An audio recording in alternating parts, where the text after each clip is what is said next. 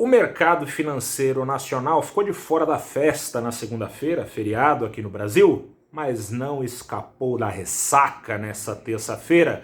Começa agora o seu saldo deste dia 13 de outubro de 2020. Eu sou o repórter Gustavo Ferreira do valorinvest.com. Te aviso que apesar dos percalços, o Ibovespa subiu, embalando nas últimas horas da sessão e escapando da vermelhidão que tomou conta das bolsas do Ocidente nessa terça-feira, subiu 1,05%, retomando a faixa dos 98 mil pontos. O dólar comercial aí não teve jeito, acompanhou a maré mundial, fechando em alta de 0,95% aos R$ 5,57, uma alta mais comedida do que apresentada pela manhã. Teve intervenção do Banco Central. Seguinte, segunda-feira, se você não acompanhou, se você descansou, e eu espero que tenha descansado, vieram ganhos expressivos nas principais bolsas do mundo. A cena macroeconômica, desde a semana passada, a cena econômica mundial, vem trazendo alguma animação. As negociações, se ainda com os impasses, mas retomadas nos Estados Unidos por novos gastos contra a crise. Você se lembra que na semana passada vieram trazendo empolgação, apetite ao risco. Na segunda-feira foi a mesma coisa. Dados de retrovisor trazidos pela China desde a semana passada, especialmente no setor de serviços, é a quinta, em setembro, a quinta expansão consecutiva do setor de serviços na China, vem trazendo uma noção corrente no mercado de que a retomada da segunda maior economia do mundo está a todo o vapor. Hoje, aliás, as bolsas da Ásia, da Oceania fecharam ainda no azul, com dados da balança comercial da China trazendo animação, exportações por lá na comparação anual, de acordo com o porta-voz da alfândega da China, a agência Reuters. Exportações por lá cresceram 10% na comparação anual em setembro, um dado que reforça essa noção de que está caminhando a economia da China, apesar de todos os pesares espalhados por aí por causa da pandemia de Covid-19. Aqui no Brasil, esperava-se que o Ibovespa teria... Só um minutinho para eu fechar a janela aqui. Recapitulando aqui. Esperava-se que o Ibovespa teria então um dia fácil, né? Um dia para tirar o atraso, para subir desde o começo da sessão, mas não foi assim. No começo do dia, sim, desde o começo do dia, as ações do Ibovespa ligadas à tecnologia e acompanhando os grandes ganhos trazidos pelo setor de tecnologia nos Estados Unidos na segunda-feira, essas ações já estavam lá disputando a liderança do Ibovespa, mas as outras ações não ajudavam muito, ficaram pertinho da estabilidade boa parte do dia. As ações de peso do Ibovespa, a Vale, a Petrobras, que depois acabaram subindo, ações de bancos, exceto as ações do Itaú Unibanco, as que têm maior participação no setor, essas ações acabaram caindo, mas as ações dos bancos subiram também, e acabaram descolando o Ibovespa do clima de baixas lá fora. Mas não foi tão fácil assim para o Ibovespa conseguir essa alta. Lá fora, o clima de cautela prevaleceu. A vacina da Johnson & Johnson, fazia tempo que uma vacina não pintava para fazer preço no mercado, pintou com más notícias a vacina da Johnson & Johnson. A exemplo do que aconteceu com a vacina em testes pela AstraZeneca e pela Universidade de Oxford, uma parceria lá no Reino Unido, as vacinas da Johnson & Johnson apresentaram em um voluntário que tomou uma dose reações adversas. Os testes tiveram de ser interrompidos. Isso trouxe uma aversão ao risco prevalecente no mundo todo. Os estímulos nos Estados Unidos já não trazem tanta animação assim. A verdade é que as negociações estão de fato mais quentes, tem novidades pelo menos pintando no noticiário, ao contrário do que acontecia algumas semanas atrás, mas as novidades também não são lá essas coisas. É verdade que o presidente americano, Donald Trump, reafirmou hoje que gostaria de um pacote ainda mais abrangente do que está sendo negociado por republicanos e democratas. Mas é verdade também que ele muda tanto de opinião, de posição, que isso não traz tanta confiança assim para os agentes do mercado.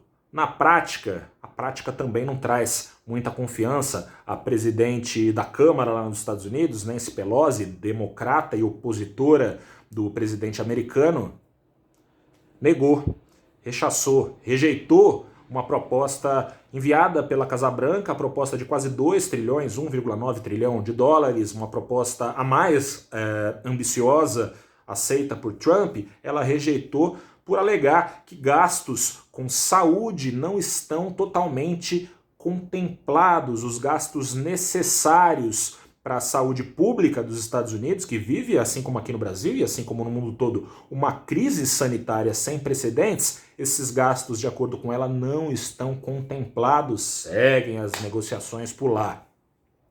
Vale a gente olhar também para a agenda corporativa dos Estados Unidos. Está começando por lá a temporada de balanços do terceiro trimestre e tem apreensão com o que vai ser revelado nesses balanços, o que colabora também para a cautela.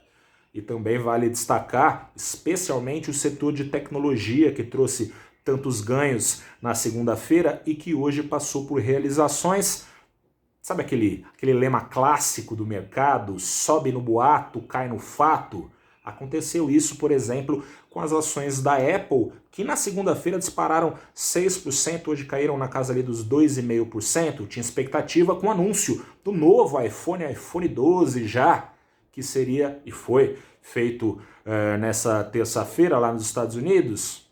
No dia caiu. Veio o iPhone, veio até novidade de novos produtos, o iPhone que agora segura ali a tecnologia 5G, mas no dia mesmo caíram as ações da Apple e caíram boa parte das ações de tecnologia, trazendo índices para baixo no Ocidente. Lá na Europa também foi um dia de baixas, a pandemia por lá segue assustando.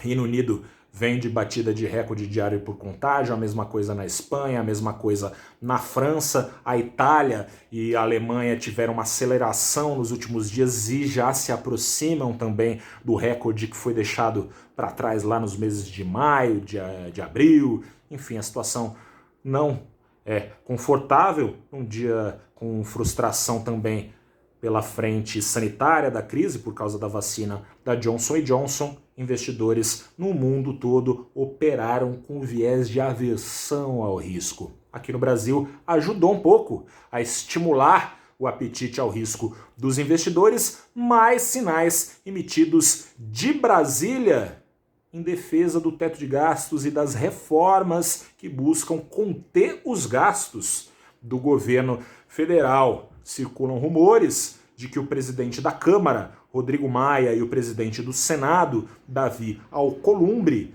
estão articulando a suspensão do recesso parlamentar de janeiro, justamente com o objetivo de acelerar a votação e eventual aprovação de reformas nessa direção. Reformas que você sabe muito bem, compõe uma lista extensa: reforma administrativa, tributária, tem também a PEC emergencial, essa de maior curto prazo e essa prioridade, de acordo com o presidente da Câmara, Rodrigo Maia, para ajudar a criar gatilhos aí que permitam fazer gastos sem ultrapassar o teto de gastos. No meio disso tudo, teve um fôlego, sim, para compra de ações aqui no Brasil. A maior parte da carteira do Ibovespa fechou embicando para cima. Desde o começo do dia ficaram as ações do e-commerce ligadas à tecnologia correndo atrás aí tirando atraso, mas as ações mais pesadas do índice demoraram para embalar. Embalaram! Vamos ver se amanhã continuam nessa. O dólar subindo indica que pode ser que não, né? A situação está complicada no mundo todo, afinal de contas tem uma crise sem precedentes ainda a ser resolvida.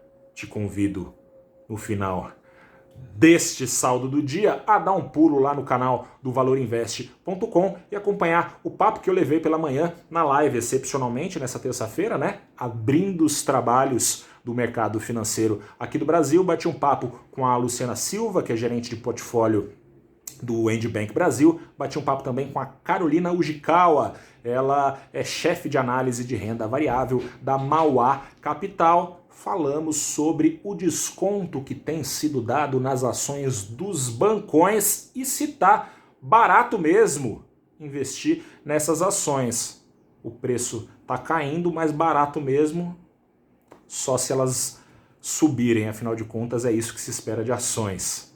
Um grande abraço para você, dê um pulo lá no nosso canal e fique sabendo o que elas acham do futuro dessa parcela importante do Ibovespa. São 18% de carteira ocupados pelos bancões. Grande abraço para você, a gente se fala amanhã, quarta-feira, em mais um Saldo do Dia. Boa noite.